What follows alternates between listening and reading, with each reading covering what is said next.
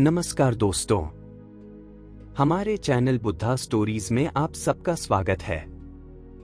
यह कहानी है गौतम बुद्ध के जन्म और इस दुनिया में प्रवेश की। ऐसा कहा जाता है कि उनके जन्म से 12 साल पहले कुछ विद्वान लोगों ने भविष्यवाणी की थी कि वह या तो एक राजा या फिर एक महान ऋषि बनेंगे। बुद्ध का गर्भाधान और जन्म दोनों ही चमत्कारी थे। बुद्ध या सिद्धार्थ गौतम का जन्म हिमालय की तलहटी के ठीक नीचे लुम्बिनी नामक एक बगीचे में आज के नेपाल देश में राजकुमार के रूप में हुआ था। उनके पिता का नाम शुद्धोधन था, जो कपिलवस्तु नाम के राज्य के शासक थे। उनकी माता का नाम रानी महामाया था। वह कोलियान राज्य की राजकुमारी थी। एक पूर्णिमा की रात रानी महामाया महल में सो रही थी। तभी उन्होंने यह सुंदर और सच्चा सपना देखा। रानी ने महसूस किया कि उसे 4 अदृश्य शक्तियों द्वारा हिमालय की अनोटा झील में ले जाया जा रहा है। अनोटा झील का वर्णन बुद्धा की जातक कथाओं में मिलता है। इसे एनोताटा झील भी कहते हैं। एनोताटा हिमालय की 7 महान झीलों में से एक है। कहा जाता है कि बुद्ध ने कई बार इस झील के दर्शन किए थे। रानी को झील में स्नान कराया गया। स्नान कराने के बाद अदृश्य शक्तियों ने उन्हें वस्त्र पहनाए, उनका अभिषेक किया और उन्हें दिव्य फूलों से सजाया। कुछ ही देर बाद एक 6 दांतों वाला सफेद हाथी अपनी सूंड में सफेद कमल का फूल लिए हुए प्रकट हुआ और उसने 3 बार रानी महामाया की परिक्रमा की।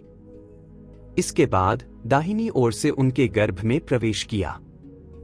अंततः हाथी गायब हो गया और रानी जाग गई। हाथी के सपने में आने से रानी को लगा कि उनको कोई एक महत्वपूर्ण संदेश दिया गया था। इसलिए अगले दिन सुबह सुबह रानी ने राजा को सपने के बारे में बताया। सपना सुनकर राजा शुद्धोधन इसके बारे में सोचने लगे और सपने का अर्थ जानने के लिए कुछ बुद्धिमान और विद्वान लोगों को बुलाया। विद्वान लोगों ने राजा शुद्धोधन से कहा, महाराज, आप बहुत भाग्यशाली हो। रानी महामाया को पवित्र की मां के रूप में चुना गया है और जन्म होने वाला बालक बहुत महान बनेगा। यह सुनकर राजा और रानी बहुत प्रसन्न हुए। वे इतने प्रसन्न हुए कि उन्होंने पूरे राज्य में उत्सव मनाया। पूरा राज्य नए राजकुमार के जन्म का बेसब्री से इंतजार कर रहा था और रानी माया एक खुशहाल और स्वस्थ गर्भावस्था का आनंद ले रही थी। एक सफेद हाथी के सपने और एक महान बच्चे को जन्म देने के संकेत के लगभग 10 महीने बाद रानी माया अपने बच्चे की उम्मीद कर रही थी और उसने अपने माता पिता के पास जाने की इच्छा जताई। राजा ने सहमति दी और उनके जाने के लिए आवश्यक व्यवस्था की। रानी की सुरक्षा के लिए सैनिकों को तैनात किया था। इसमें महिला सैनिक और रानी की देखभाल के लिए परिचारिकाएं भी थी। एक सजी हुई पालकी में रानी को विदा किया गया था। रानी ने सैनिकों और परिचारिकाओं के एक जुलूस में कपिलवास्तु को छोड़ दिया और अपने पिता के राज्य कोलिय की राजधानी देवदह जाने की ओर चल पड़ी। कोलिय देश के रास्ते में रानी का काफिला लुम्बिनी नामक एक बगीचे से होकर गुजरा। यह उद्यान नेपाल नामक राज्य के निकट हिमालय पर्वत की तलहटी में था। यह बगीचा बहुत सुंदर था। इस बगीचे में साला के पेड़, सुगंधित फूल, रंग बिरंगे पक्षी थे। इस सुंदर बगीचे ने रानी को आकर्षित किया। क्योंकि बगीचा एक अच्छा विश्राम स्थल था, रानी ने अपने साथियों को कुछ देर रुकने का आदेश दिया। रानी महामाया भी आराम करने जा रही थी। वह जैसे ही एक पेड़ की एक शाखा को पकड़ने के लिए पहुंचती है, तभी चमत्कारिक ढंग से बुद्ध का जन्म शुरू हुआ। रानी महामाया ने एक पेड़ को पकड़ते हुए खड़े होकर बुद्ध को जन्म दिया। उनके दाहिनी ओर से बालक पूर्ण रूप से निर्मित होकर निकला। यह शुभ दिन था, आषाढ़ पूर्णिमा का। इसी दिन वर्ष 623 ईसा पूर्व में बुद्ध का जन्म हुआ था, जिसे अब वेसाक के रूप में मनाया जाता है। यह बुद्ध के जन्म, ज्ञान और महानिर्वाण की त्रिगुण घटना का त्योहार है।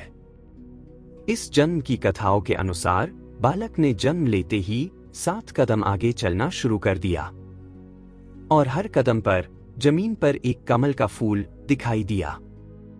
फिर 7वें कदम पर वह रुका और ऊंचे स्वर में सिंहनाद करते हुए स्वयं का परिचय दिया।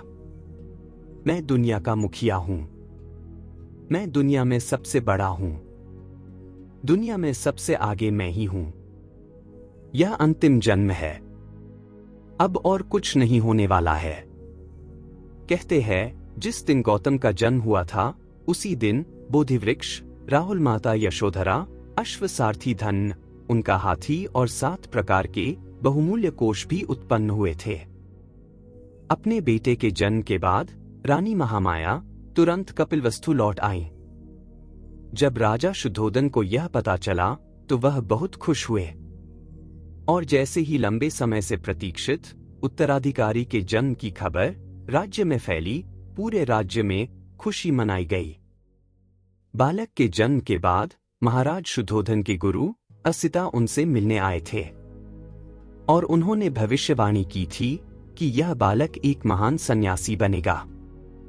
इसके बाद अपने बेटे के नामकरण समारोह और एक अच्छा नाम सुझाने के लिए विद्वान लोगों को आमंत्रित किया। तब विद्वानों ने उन्हें सिद्धार्थ नाम दिया, जिसका अर्थ है इच्छा पूरी करने वाला या जिसने अपना लक्ष्य पूरा कर लिया। इस तरह बुद्ध का नाम सिद्धार्थ रखा गया। बुद्ध के जन्म के 7 दिन बाद उनकी माता महारानी महामाया का निर्वाण हो गया था और बुद्ध का पालन पोषण महाप्रजापति गौतमी ने किया था। महामाया और महाप्रजापति गौतमी कोलिय राज्य की राजकुमारियां और सगी बहनें थीं। महाप्रजापति गौतमी के नाम से ही बुद्ध को गौतम नाम दिया गया। धन्यवाद मित्रों। अगर वीडियो पसंद आया तो लाइक और सब्सक्राइब करना न भूलें।